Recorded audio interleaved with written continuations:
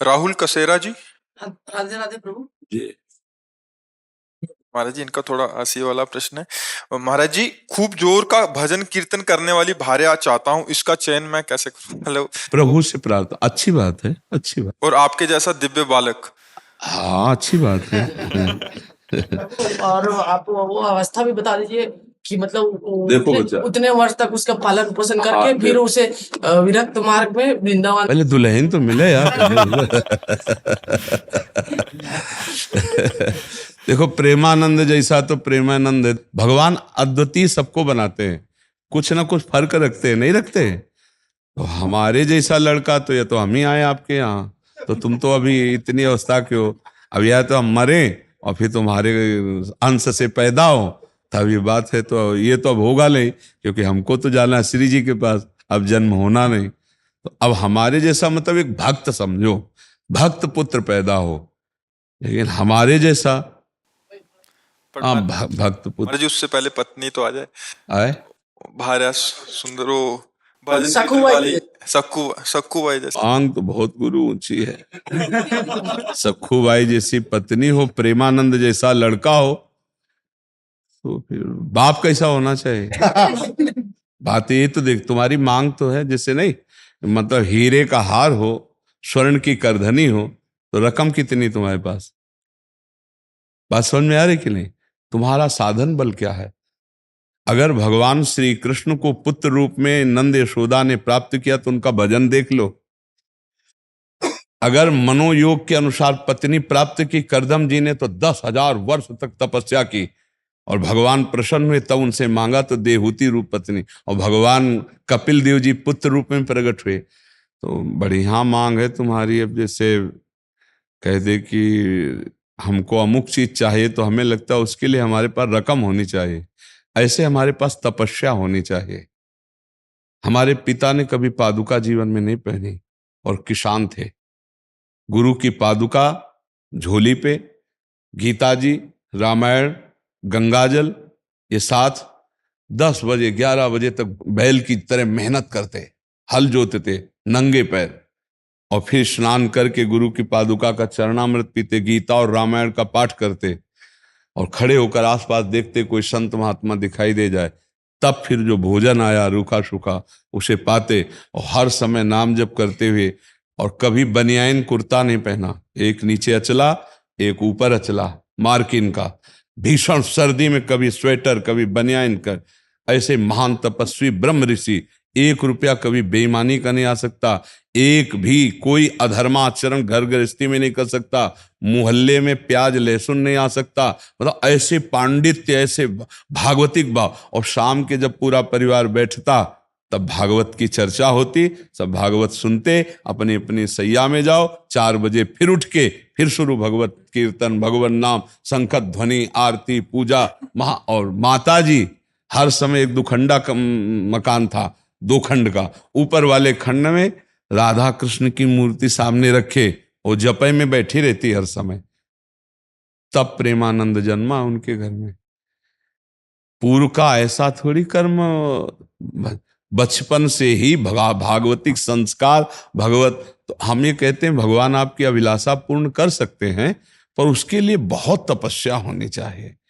हजारों महात्माओं का सेवन पिताजी ने किया, हजारों महात्माओं का, 8-8, 10-10 महात्मा रोज आते रहते, सबका चरणोदक, सबको भोजन, सबको आने जाने की कोई दक्षिणा व्यवस्था, किसान आदमी, मेहनत की कमाई।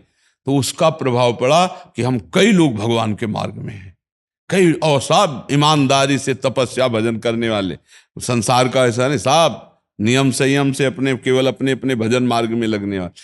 तो असंभव नहीं है, जब भगवान मिल सकते हैं तो फिर सब कुछ हो सकता है, पर उसके लिए बच्चा बहुत तपस्या चाहिए।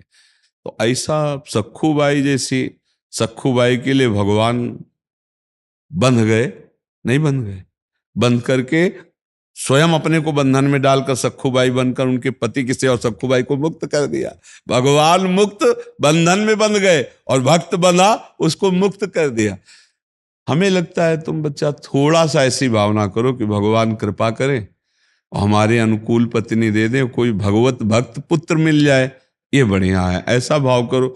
और हमारे अंदर सामर्थ्य नहीं तो फिर आशा मात्र से तो नहीं मिल जाएंगे। नहीं, एक आशा करो, आपको बाजार में जाके तो वहां आपको पैसा चाहिए। ऐसे ही संसार में सच्ची मानना, बिना भजन और पुण्य के बिना कुछ नहीं मिलने वाला। जैसे जो लोग पाप कर्म कर रहे हैं, छीना झपटी कर रहे हैं और खूब धन एकत्रित कर रहे हैं, तो उनका पुण्य नष्ट हो रहा है। और जिस दिन पुण्य नष्ट हो गया तो सब एकत्रित किया भस्म हो जाएगा, देख लेना, सब नष्ट हो जाएगा पुण्य के कारण से। तो पुण्य का सारा खेल है। तो हमें लगता है खूब नाम जप करो। नाम जप करते हो? हाँ, खूब नाम जप करो। और भगवान से, यार हमें लगता है दुल्हन मांगने की जगह भगवान को ना मांग ले यार, फिर मतलब घुमा के जाने से अच्छा है भगवान को मांग ले कि आप ही मिल जाओ। तो भगवान को हमें लगता है सीधे उन्हीं से मांग करनी चाहिए और उन्हीं से कहे कि आपको पता है कौन भक्त कैसा है, आप आ जाओ हमारे भावना की पूर्ति के लिए। भगवान बड़े कृपालु हैं।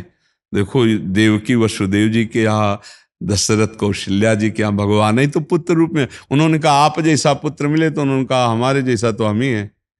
भगवान सबको अद्वितीय बनाते हैं।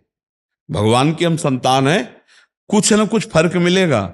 दिमागी फर्क, रूप में फर्क, चाल में फर्क, सोच में कुछ न अद्वितीय मिलेगा। सबको अद्वितीय मिलेगा नहीं, एक जैसा नहीं मिलेगा। कुछ एक जैसे मिलेंगे, कुछ वस्तु है, लेकिन कुछ भेद होगा। क्योंकि भगवान अद्वितीय है तो उनकी रचना भी बड़ी अद्वितीय है। कुछ न कुछ फर्क रहेगा। सब एक जैसे नहीं, उनमें स्वभाव में अंतर होगा, उनकी चेष्टा में अंतर होगा। पर बहुत जोर का भाई प्रश्न रहा। अब याद रखेंगे कि सखू बाई जैसी पत्नी मिले और प्रेमानंद जैसा पुत्र मिले, पर पिता कैसा होना चाहिए? इसमें तीनों चीजें तुमने माता और पुत्र की बात कही, पिता कैसे होना चाहिए? राधा नाम जप करना। राधा नाम जप करो, डट के जप करो, डट के जप करो, कोई बात दुर्लभ नहीं। लेकिन मतलब अभी संसार में ये हो गया है प्रभु जी की, मतलब एक माँ जो है मतलब कि 4 बच्चों का पोषण कर सकती है, लेकिन 4 बच्चे मिलके एक माँ को पोषण नहीं कर सकते। इसलिए हम चाहते हैं कि थोड़ी भक्ता मिले, बस, और कोई डिमांड नहीं। थोड़ी भक्ता मिले ये तो चल जाता। आपने बहुत ऊंची बात कह दी ना। भावना करे तो थोड़ा सम्माननीय भावना करे। क्या भगवान में जैसा नीच अधम हूं, मेरे अनुसार कोई, मेरे मनोयोग के अनुसार पत्नी मिल जाए, और भगवान कोई ऐसा राष्ट्र भक्त, भगवत भक्त पुत्र के संयोग प्राप्त हो, तब तो बढ़िया बात। आपने बहुत हाई क्वालिटी की बात मांग करे तो चाह बहुत ऊंची कर दी और माल पानी है नहीं आपके पास। तो ऐसा नहीं कि एक से एक तपस्विनी, एक से एक जितेंद्रीय साध्वी है। भगवान कृपा करे तो ऐसा भी संग मिल सकता है। पर बहुत सावधान होकर पहले खुद को तैयार करो ना। अच्छी आशा रखो, नाम जप करो, थोड़ा दंड बैठक मारो। करते हो कुछ व्यायाम? महाराज जी जब से सुना, मतलब अभी फिलहाल 10-15 दिन से, तो मतलब कि सुबह 4 बजे उठता हूँ। उसके बाद वज्रासन में तांबे के पात्र में रखे आज ऐसा बताया गया है। हाँ हाँ, थोड़ा व्यायाम करते हो? अब शुरू किया है? व्यायाम शुरू किया, 10-15 मिनट करता हूँ। पहले अच्छा, अगर बताओ दुल्हन ना मिले तो क्या करोगे फिर? तो फिर बाबा जी बनेंगे। अगर अगर मांस मछली भी खाएगी तो नहीं करेंगे उनके साथ। मांस मछली भी खाएगी, लहसुन प्याज भी खाएगी। वैसे आजकल जो दुल्हन तुम मांग रहे हो, भगवान ब्रह्मा जी कोई नई रचना करे हो तो हमें नहीं लगता लई तो बहुत है कठिन। लई आजकल के भगवान कृपा करे, आजकल की बच्चियां बहुत और बच्चे भी बहुत ऐसे रजोगुणी। तुम्हारे जैसे सात्विक बच्चे तो बहुत कम मिलते हैं ना। तो भगवान से प्रार्थना करो, भजन करो, और अगर ब्याह ना हो तो बढ़िया बात सोचे हो, फिर भगवान के मार्ग में स्वयं चल दे, स्वयं प्रेमानंद बन जाए, प्रेमानंद में मगन हो जाए। इच्छा भी नहीं है ब्याह करने की, माता की थोड़ी चाह है, इसलिए थोड़ी इच्छा नहीं है इसकी, माता पिता चाह रहे हैं कि नहीं, माता चाह रहे हैं, पिता का ध्यान। पिता का शरीर पूरा होगा। कै भाई हो? तो बड़ा कौन है? बड़े बड़े हैं, उनका ब्याह हो गया है? हाँ तो ठीक है, तुम आप इंतजार करो सखू बाई जैसी कोई देवी मिले, और ना मिले तो फिर भजन के मार्ग में निकल पड़ना। पर अच्छा लगा यार तुमसे बात करके। तुम सात्विक पुरुष हो, थोड़ा सा अभी निर्णय करने में क्षमता कमजोर है, लेकिन आप ब्रह्मचर्य से आज से पक्का बिल्कुल ठीक से रहो ना। और अगर ब्याह हो, स्वतः ब्रह्मचर्य होता है, हम कभी अपनी चेष्टा से नहीं करते। हाँ ठीक है। आप क्या होता है बच्चा, जब प्रारंभ में हम स्वयं चेष्टा से नष्ट करते हैं उसका अभ्यास बन जाता है, वो फिर स्वाभाविक नष्ट होना। अगर प्रारंभ से ब्रह्मचर्य, जब तक गृहस्थी में न जाए तब तक ब्रह्म, तो जब गृहस्थी में जाएगा तो इसके द्वारा संतान भी बहुत बलिष्ठ और विवेकवान पैदा होगी। ब्रह्मचर्य बहुत अमोघ शक्ति है। ये समझो कि अगर आप 2 वर्ष ब्रह्मचर्य रहो, नाम जप करो, और फिर संतान की भावना और संतान उत्पत्ति करने की क्रिया के पहले भगवान को प्रणाम, समस्त देवताओं को प्रणाम, और शास्त्रीय पद्धति अमुक तिथि अमुक समय अमुक ऐसा, और फिर संयोग किया जाए, तो वो जो पुत्र हो 2 वर्ष मात्र ब्रह्मचर्य।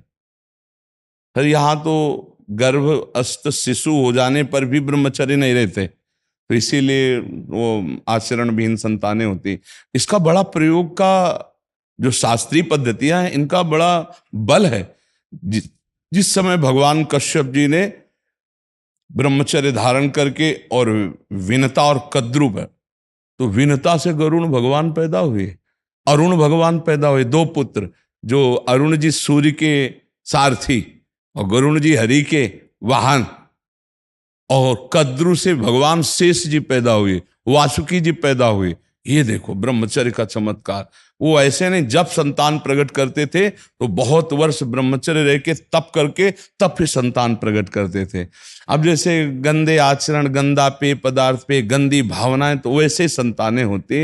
अगर वास्तविक अपने जीवन में अपनी संतान की उन्नति चाहे तो कुछ समय तक ब्रह्मचर्य रह करके तब ऐसा, और जब गर्भ में बालक आ जाए, ये पता चल जाए गर्भ, तो कभी संयोग ना करे। फिर भगवान नाम कीर्तन, खान पान साथ, तो उस बालक में, गर्भस्थ शिशु में भक्ति के परमाणु आ जाएंगे, और वो चाहे राष्ट्र भक्त बने चाहे भगवत भक्त बने, वो नाम रोशन करेगा।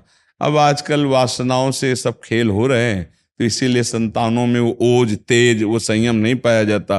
ब्रह्मचर्य एक बहुत बड़ी तपस्या है, बहुत बड़ा जीवन है, जिसको लोग समझ नहीं रहे। छोटे छोटे बच्चे ब्रह्मचर्य की हानि कर रहे हैं। ब्रह्मचर्य को बहुत संभालना चाहिए। मोबाइल से के दोषों से बचना चाहिए, गंदे दोष करेंगे तो उससे हानि हो जाती है। ठीक है बच्चा, नाम जप करो, थोड़ा दंड बैठक मारो, और अपने अच्छे भाव से रहो, और इंतजार करो जब ऐसा कोई संयोग बन जाए। 26 के हो, कै साल इंतजार करोगे? 36 तक? 36 तक देख लो भाई, अगर जिंदा रहे तो 36 के बाद फिर मिल लेना। नहीं आप ठीक है, आगे